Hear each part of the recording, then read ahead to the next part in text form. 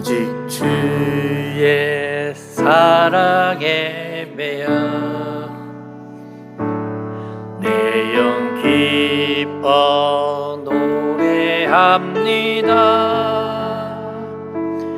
이 소망의 언덕 기쁨의 땅에서 주께 사랑드립니다.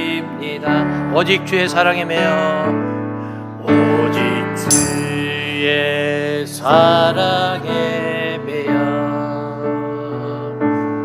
내 영 기뻐 노래합니다.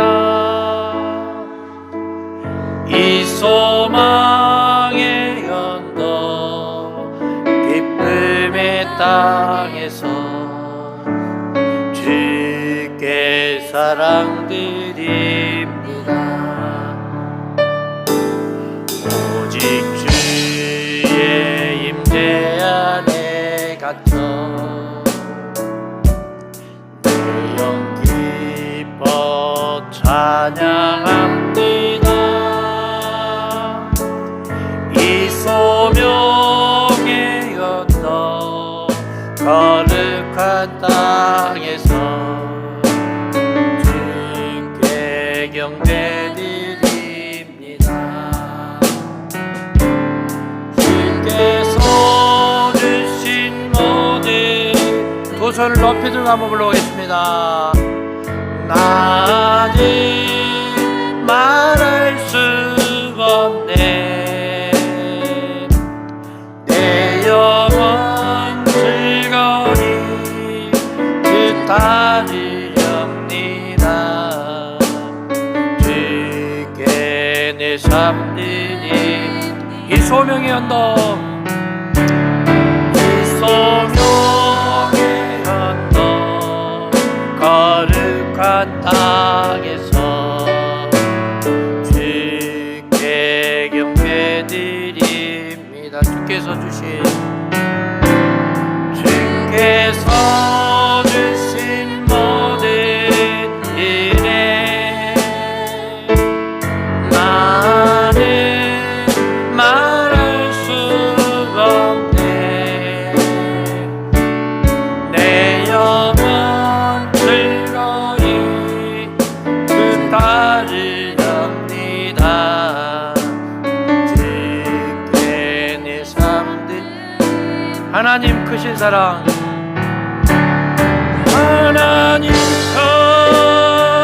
크신 사랑이 직량 담어 다며 영원히 변치 않는 사랑 성도여 찬양하세. 하나님 크신 사랑 하나님 크신 사랑이 증량 담어 다며 영원히 변치 않는 사랑 성도여 찬양 영원히 변치 않는 사랑 영원히 변치 않는 사랑 성도여 찬양하세. 하나님께 영광의 박수 한번 드리겠습니다.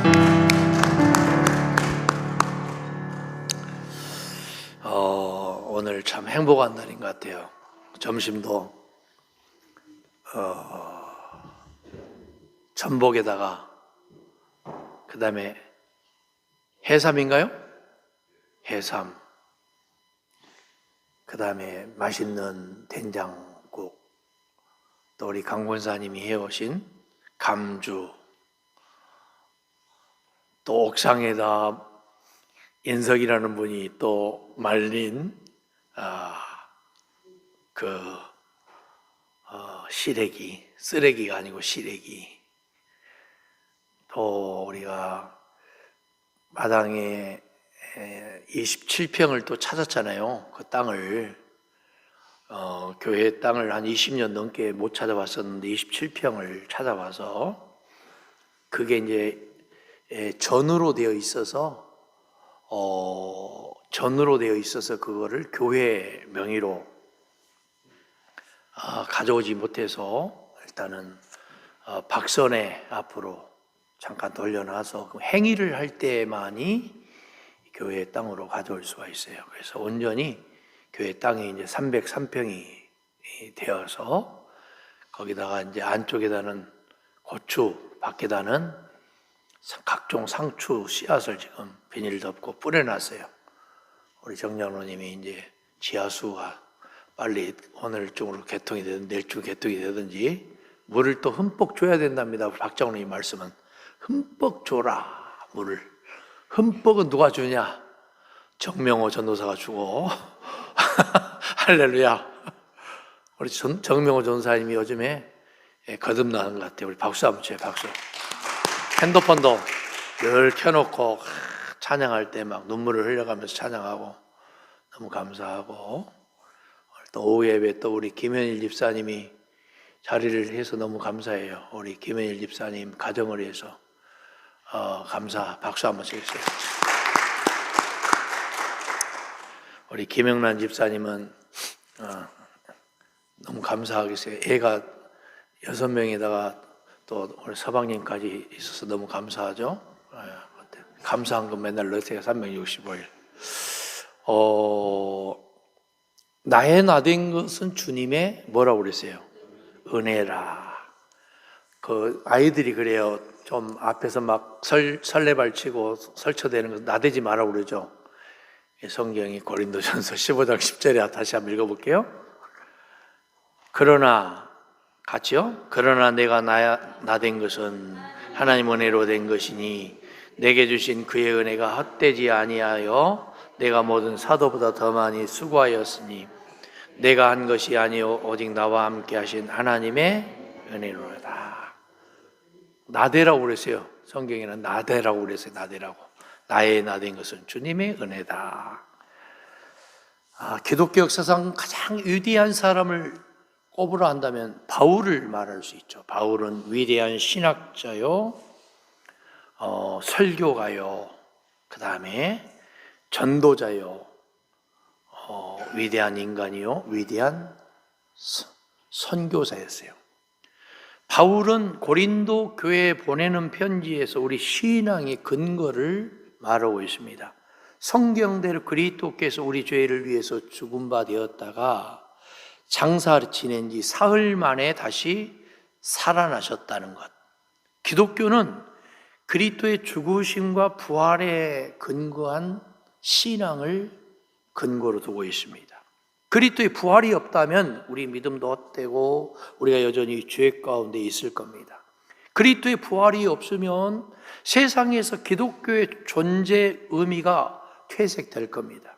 바울은 그리스도의 부활을 사실적으로 설명하고 있습니다. 그리스도의 부활은 이론이나 당위성이 아니라 역사적인 사실이다 그 말이에요. 그래서 우리가 사순절을 보내는 것도 그 사순절 기간 동안을 통해서 그리스도의 고난에 동참하자는 의미죠. 그리스도의 고난에 동참하자. 부활하신 예수님은 베드로에게 보이시고 12제자에게 보이셨고 500여 신도들에게 일시에 보이시고 그 후에 야고보에서와 또 모든 사도에게 보이시고 맨 나중에 바울 자신에게 보였는데 육적으로 보인 게 아니죠. 바울에게는 사도행전 9장 22장 26장에 보면은 육적인 예수가 나타난 게 아니고 다메섹 도상에서 영적인 예수가 나타나죠. 이 대목이 굉장히 중요해요. 다시 얘기해요. 바울은 단 한 번도 예수님의 육성을 들었어요? 못 들었어요? 단 한 번도 못 들었죠. 예수 그리스도의 사복음서를 바울이 봤을까요? 못 봤을까요? 단 한 번도 못 봤죠. 왜? 바울이 죽고 나서 2년 혹은 4년 후에 마가복음을 필두로 해서 마태, 누가, 요한복음이 기록됐기 때문에. 좀 이해가 되셔요? 그러니까 구약성서 말라기서 이후에 기록된 게 뭐냐 하면은 갈라디아서와 데살로니가 전후서를 비롯한 바울서신 히브리서를 포함한 14권이에요. 그리고 기록된 게 뭐예요? 바울이 죽고 나서 마가복음이라 그 말이에요. 69년경에. 그리고 마가를 보고 마가 마태 보고 마가 마태 누가 공간복음을 보고 요한복음, 사도행전, 일바서신과 요한계시로 기록됐다 그 말이에요. 그러니까 바울은 단 한 번도 예수를 육적으로 만나지 못했고 육성을 듣지 못했고 가스펠스, 지저스 크라이스트 가스펠스, 예수 그리스도의 사복음서를 못 봤다 그 말이에요. 그러니까 바울 서신 14권 중에 단 한 절도 예수의 복음 메시지가 있다 없다? 없다. 그러니까 바울은 그럼에도 불구하고 아주 위대한 사람일 수밖에 없는 이유가 뭐냐? 구약 성서의 연장에서 예수의 십자가 부활을 선포하고 있어요. 그러니까 구약과 복음서의 징검다리 역할을 바울 서신이 하고 있다. 이렇게 보면 되겠어요. 좀 이해가 되세요? 그러니까 바울이 그러면은 나의 복음이라고 로마서 2장과 16장과 디도서에서 말하고 있는 것을 어떻게 해석해야 되냐? 바울의 복음은 뭐냐면은 유대주의와 율법주의와 제사 종교와 영지주의와 신비주의 플러스 예수의 십자가와 부활을 말하고 있는 거예요.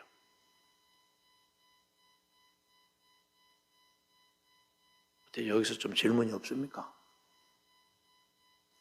그러니까 바울이 고린도서에서 나는 십자가와 부활 위에 자랑하지 않겠노라.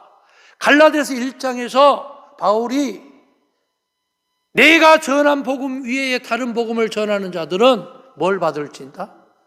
저주를 받을 것이라고 직설적으로 표현하고 있어요. 왜냐하면 바울은 거기까지가 한계예요. 바울이 하나님도 아니고 예수도 아니고 성령도 아니잖아요. 바울은 여러분과 성정이 똑같은 인간이에요, 인간. 좀 이해가 되셔요? 바울이 쓴 바울 서신이 자기도 모르게 성경에 들어오리라고 생각을 했을까요? 못했을까요? 못했지. 구약 성경도 주 90년 얌리아 회의 때 와서야 비로소 성경에 들어왔어요. 구약 24권이었어요. 이것이 분량 때문에 몇 권으로 나눠졌다? 39권으로 갈라졌다. 그리고 신약 성서 27권은 주후 397년에 와서야 카르타고 회의에서 비로소 성경으로 수납이 된 거예요. 그때 비로소 주후 397년에 와서야 신구약이 66권이 된 거예요. 할렐루야. 그런데 철없는 분들은 처음부터 창세기부터 다 그냥 66권이 다 있는 줄 알아. 야, 아무개 받아 적어라. 그래서 하나님 불러준 줄 알아. 그렇지 않아요. 성경은 수많은 수백 년, 수천 년 동안의 편집의 과정이 있었죠. 처음에는 문서로 되어 있어요. 문서가 쪽으로 이렇게 나눠져 있는 것을 규합을 해서 한 번, 두 번, 세 번, 네 번, 다섯 번 계속해서 편집의 과정이 있었죠. 구약 성서를 기록한 자가 유다 지파에서 기록을 했어요. 유다 지파. 학파로 말하면 무슨 파? 에세네파에서 기록한 거예요. 에세네파. 한번 따라서 하세요. 에세네파. 에세네파. 그리고 성경은 원래부터 장과 절이 있었다 없었다? 없었다. 그러니까 우리 성경에 보면은 한 절이 앞에 가고 뒤에 가고 그런 현상이 나오죠. 잘못 나눠놓은 거예요. 문맥을. 원래는 모음이 없었고 자음만 있었죠. 그러다 보니까 일반인이 읽기가 어렵잖아요. 후기에 모음을 첨가를 시켰다.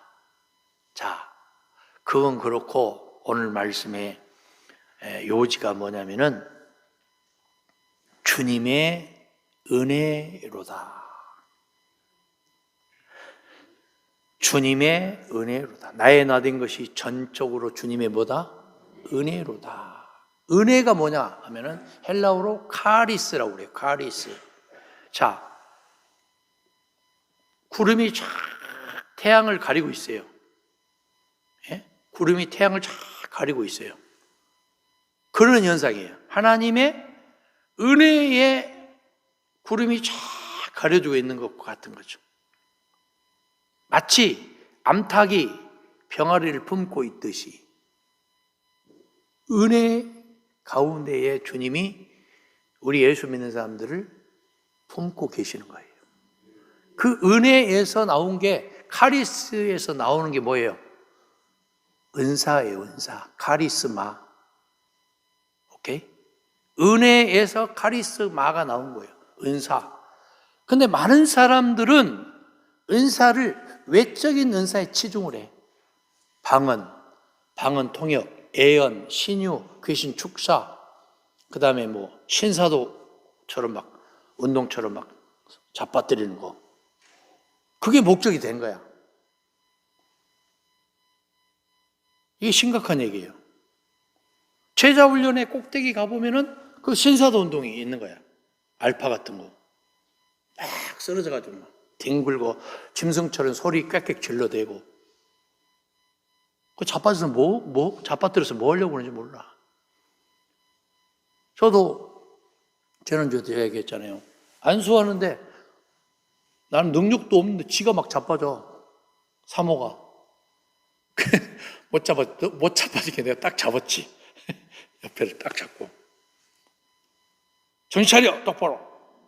딱 계속 안수기도 계속 자빠져 막. 그 자빠져서 뭐 하려고 모르겠어요. 습관이에요, 습관, 그거는. 안 자빠지면은 성령이 역사하지 않은 줄 착각을 해. 순복음 같은 경우는 옛날에 그랬죠. 방언을 받지 않으면은 성령 못 받은 것으로 착각을 하고. 예? 제가 오전에도 그랬잖아요. 아니, 사순절 되면은 맨날 고기 먹으면 안 되고. 이런 논리로 자꾸 끌고 가니까 이게 문제가. 뭐 다음 주에 뭐 종료주의니까 뭐 고기 안 먹고 뭐 떡국을 먹는다고, 채소만 먹는다고. 그러니까 유머지만 그런 유머 앞으로 쓰지 마요. 의미가 없어, 그거. 예? 그런 유머 쓰덜덜덜 하지 마시고 잘 먹고, 그 다음에 의미를 대세김질해야 돼. 그 의미. 예? 떡국 끓일 때 소고기 좀 넣으세요. 할렐루야. 자, 그래서 바울의 나의 나된 것은 나의 은혜다 생각할 때 첫 번째는 뭘 봐야 되냐면 그의 정직을 봐야 돼. 정직. 매우 정직한 사람 바울. 자기 자신에 대해서 일반적으로 사람들은 지도자 가운데 자기 자신의 약점을 드러내기 어려워하는 사람들이 많죠. 자, 교회의 지도자들이 정직하지 못하고 부정직해. 특히 두 가지에 대해서 부정직해. 첫 번째 뭐예요? 뭐에 대해서 정직하지 못해? 물질에 대해서 정직하지 못해요. 아니, 담임 목사가 교회 헌금을 만지면 돼야 안 돼요? 아니, 교회 헌금을 10원짜리 하나도 만지면 돼야 안 돼요? 안 되죠. 대서는 만져서는 안 되죠. 다만 행정적인 보고 절차는 있어야지. 할렐루야. 그렇게 하지 않고 자꾸 물질을 탐하니까 물질의 노예가 되고 물질의 족쇄가 걸리고 물질이 넘어지는 거예요. 거짓말을 하고 정직하지 못하고 투자한답시고 투기나 하고. 그러니까 한국 교회에서 자꾸 믿지 않는 사람들이, 젊은 사람들이 교회를 떠나고 비아냥거리는 거예요. 두 번째, 바울은 회개를 했어요. 회개를 헬라어로 메타노이아라고 말해. 가던 길이 아버지 뜻이 아니면은 뭐 해야 돼요? 스톱해야지, 멈춰야지. 그리고 어떻게 하는 거예요? 아버지 뜻을 찾아가는 것이 회개예요. 할렐루야. 바울은 하나님의 교회를 핍박하고 저주하고 예수 믿는 사람들을 순교하도록 만든 장본이잖아요. 근데 이 사람이 자기 의를 드러냈던 이 사람이 8일 만에 할례를 받고 이스라엘 족속이고 베냐민 집하고 히브리인 중 히브리인이고 율법으로는 바리새인이었다고 자기를 의를 드러냈던 이 사람이 다메섹 도상에서 영적으로 예수를 만나게 됩니다. 사울아 사울아 어찌하여 네가 나를 박해하느냐 핍박하느냐. 누구세요? 나는 네가 핍박하는 누구다? 예수다. 그리고 눈이 멀어서 앞을 보지 못한 상태가 지속돼요. 그리고 회심을 하게 됩니다. 세 번째, 그 사람은 용기 있는 사람이었어요. 바울이 이렇게 자신의 부족을 깨닫고 죄인임을 고백하고 하나님의 용서함을 받은 후에 용감한 그리스도인이 되었어요. 죽기를 각오하고 예수의 복음을 이방에 전파하는 자리에까지 들어섰고, 그는 하나님의 자녀가 되었고 주께로부터 받은 소명의식을 가지고 목회자요, 설교가요, 선교사요, 신학자로 탈바꿈하게 됩니다. 그리고 이 사람은 충성스러운 사람이었습니다. 역사를 통해서 위대한 그리스도인들은 모두가 충성된 사람이었어요. 어떤 환경과 처지에 있든지 주님을 위해서 충성스럽게 일했습니다. 사람에게 충성하면은 그 이상한 교리 집단이 되잖아요. 이단 사이비, 제이미스 같은 이상한 집단이 돼요. 아가동산과 같은 이상한 여자가 탄생을 하게 되고, 충성을 예수 그리스도에게 해야 되지 어떤 사람에게나 개인에게 하게 되면 그때부터 교주가 탄생하게 되는 거예요. 여러분들도 교주를 따라다니지 마세요. 할렐루야. 우리의 교주는 한 분 예수 그리스도 뿐이에요. 믿습니까?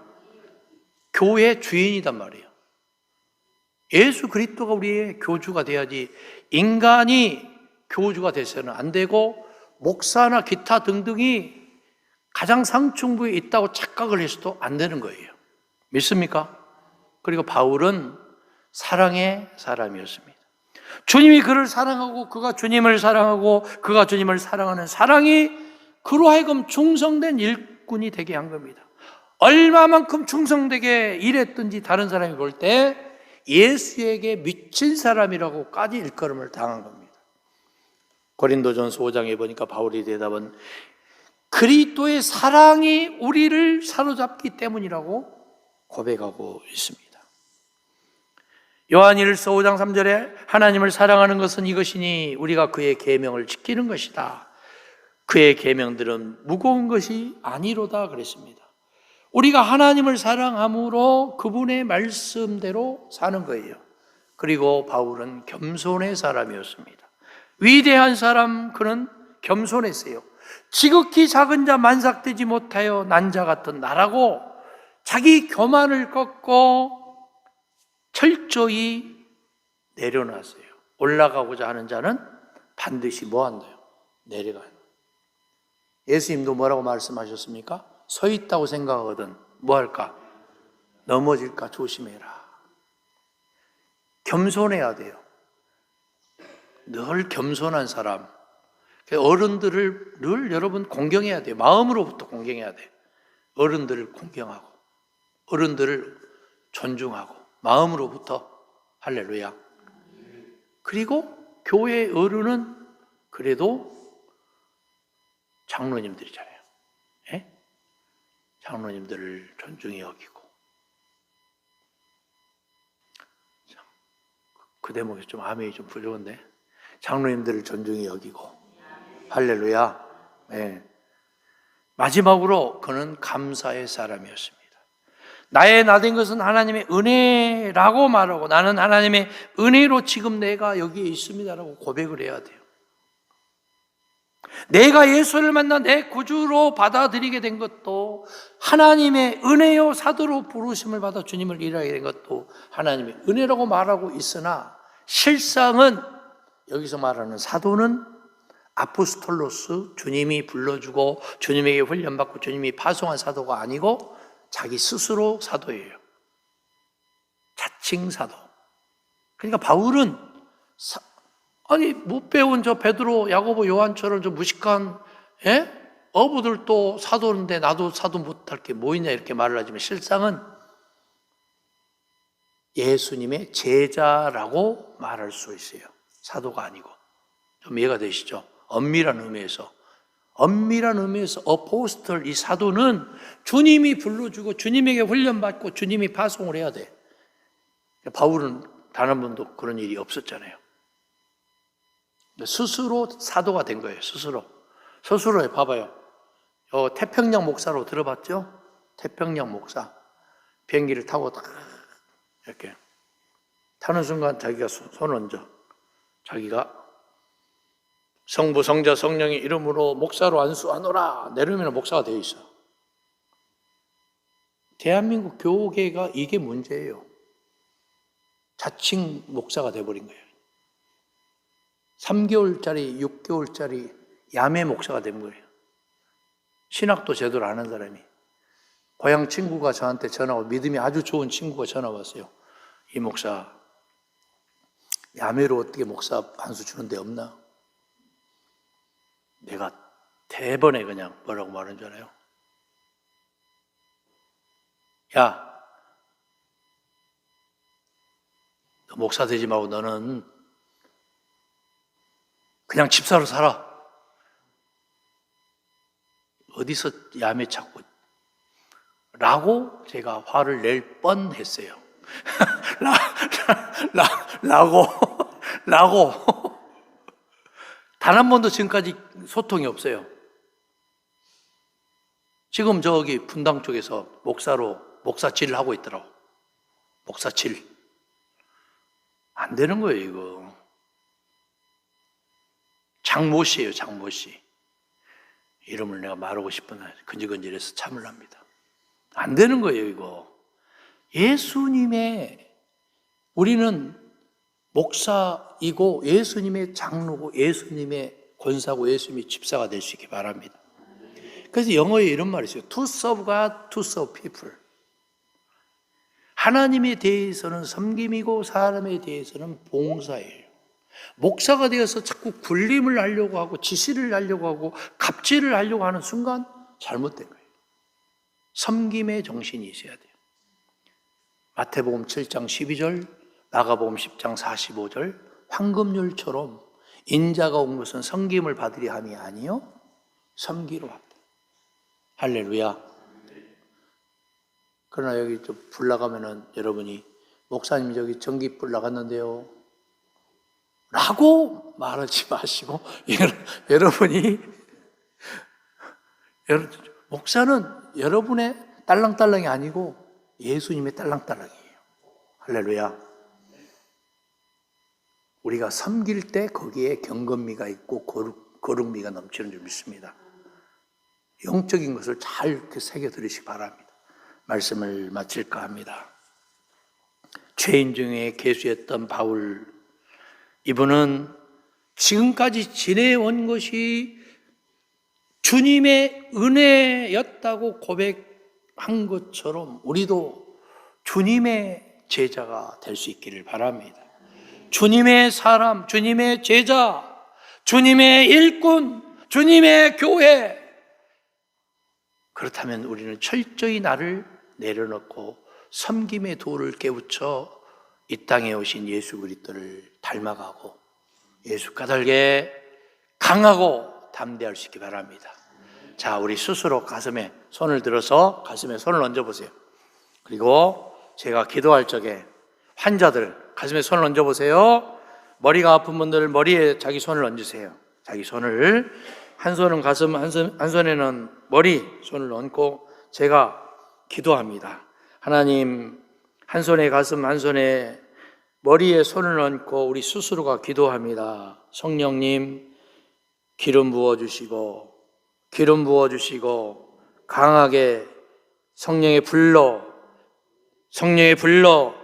말씀으로, 권능으로, 은혜로 치유해 주시고 형통케 하시고 축복해 주시옵소서.